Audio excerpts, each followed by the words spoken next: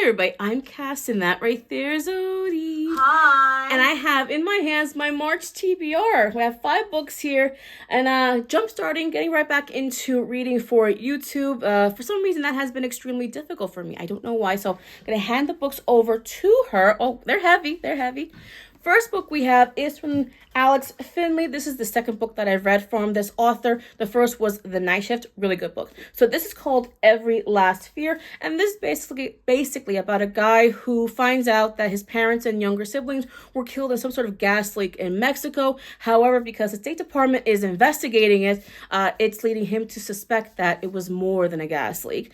This throws the whole family back into the spotlight even more because apparently his older brother is serving life in prison for murdering his girlfriend and was recently the subject of a Netflix-style Making of a Murderer, you know, that Stephen Avery documentary that made him look innocent, that makes his brother look innocent, you know, feeding frenzy and everything, and he knows the secret about that night. So this looks really interesting, and can't wait to get into this one.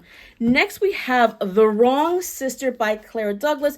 This is about 2 sisters. One who's like a blue collar, married with children. The other sister is married to like some sort of rich guy, and she's like, you know, highfalutin and everything. And they decide to switch houses, it looks like. You know, give one sister a vacation and she'll take care of the kids and everything. And then the other sister who's on vacation gets a phone call that something terrible has happened at their house. Her sister and the husband were brutally attacked, and the sister is fighting for her life in the hospital. Husband's dead. A whole big thing. And then that's why it's called The Wrong Sister. It's called The Wrong Sister because that sister goes to the mailbox a few days later and finds a note that says, "It was supposed to be you." So why would someone target one sister over the other? So won't know till you read it. Won't know.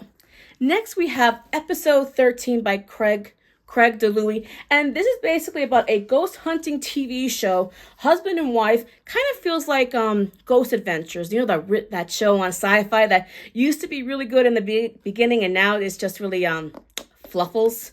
So basically it's episode 13, this infamous episode that's supposed to take them to every ghost hunter's holy grail, the Paranormal Research Foundation. It's a crumbling derelict mansion supposed to hold secrets and bizarre clues about bizarre experiments that took place in the 1970s. And apparently, I guess they hid episode 13 for a reason because I guess stuff happens. So I wonder what the holy relic or ghost hunter's holy grail of ghost hunting is. What place would it be? Can't be Waverly Inn. St. Mary? No, like that one place that's supposed to be extremely haunted that no one can get in or anything. Our back room? Ooh, Amityville. Yeah, right. Next, we have Silence for the Dead by Simone St. James. And I do want to preface that I will be reading these books, and there may be 1 or 2 more books I may read, or I may not read all these, but I may read others. You know, this TBR is not set in stone.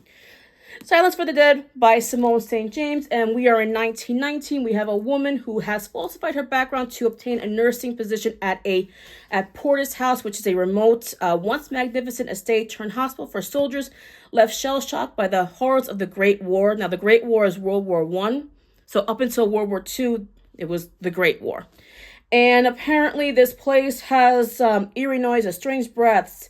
Everyone has a nightmare that they can't speak of. So she teams up with this guy who may be a war hero. He may be psychotic. Who the heck knows?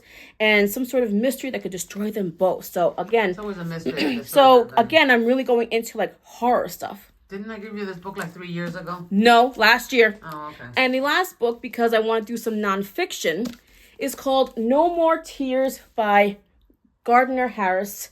The Dark Secrets of Johnson & Johnson. If you don't know anything about Johnson & Johnson, I mean, we've all used products from Johnson & Johnson. Basically, they have a lot of secrets. This Odie gave to me for my birthday because we watched the Netflix documentary about the Tylenol cyanide murders that happened in 1981? 82? I wasn't born yet. Mother! 1981, 1982, where I believe it was 7 people were killed. Remember, you were like 20? No, you would have remembered. No, you. Anyway, this is about that, the Tylenol capsule, the Tylenol cyanide murders, and everything else that Johnson & Johnson. All their secrets. All their secrets. All their dirty, dirty little secrets. And when you watch that documentary, you never want to try another product from them again. And I'm going to go on a limb and say, when I read this book, oh, goodness me, it's going to be bad. Because they also talk about the Johnson, the baby powder that had a link to women cancer, like ovarian, I believe, I think more ovarian than anything else. There was something in the talc. It was talc. Talc is cancerous. Oh. You want to use cornstarch. So that's what this book is about. And like I just said, oh, I like that. Deception, corruption, and death. Look at the little seal right there. So those are the 5 books that I really want to try and get into this month. And I'll probably be doing a wrap up as well. I won't be doing any reviews, just a wrap up with little mini reviews about that. And like I said in the beginning or in the middle, that this is not, it's set in stone. It's just what I want to try and focus on. And for some reason, I seem to have focused a lot on, whoopsies there, horror, which I have, and more horror. That is true, and more horror. So that is going to be it for us today. Thank you so much for watching. Hope you guys are having a wonderful day or night, wherever you are. And hopefully we'll see you guys in the next video or shorts. Check out my shorts. Bye, everybody. Bye.